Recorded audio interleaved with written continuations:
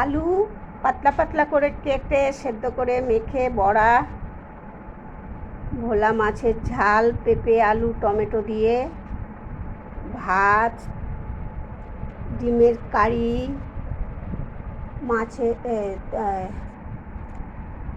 আমশির চাটনি, আমশি আর চালতা মিশিয়ে আমশির চাটনি।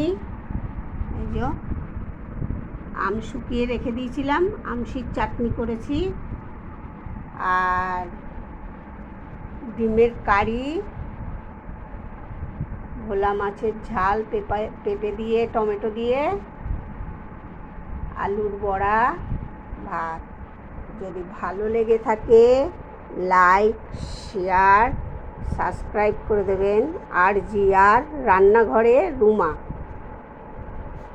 আমশির চাটনি, ডিমের কারি, ভোলা মাছের ঝাল, পেঁপে আলু দিয়ে আলুর বড়া, ভাত।